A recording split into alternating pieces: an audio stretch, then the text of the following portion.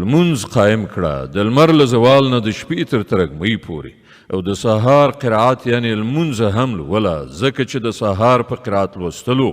یعنی د سهار په لمانځه شاهدي وهلی کیږي او د شپې تهجد وکړه دا ستا لپاره نفل دی لرې نه ده چې ستا رب ته د ستاینې وړ مقام خاوند کړي او دعا وکړه چې پروردګاره ما چې چیرته بیایې له ریښتینولۍ سره مې بوزه او له هره ځایه مې چې باسې له ریښتینولۍ سره مې وباسه او له خپل لوري نه یو قدرت زما مرستندوی وګرځوه او اعلان وکړه چې حق راغی او باطل له منځه لاړ باطل له منځه تلونکی دی موږ د دغه قرآن نازلولو په لړ کې هغه څه نازلوو چې د منونکو لپاره خو شفا او رحمت دی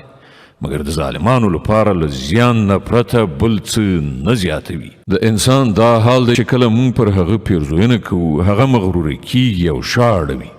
او کله چې لږ غوندې له کړاو سره مخامخ کیږي نو ناامیده کیږي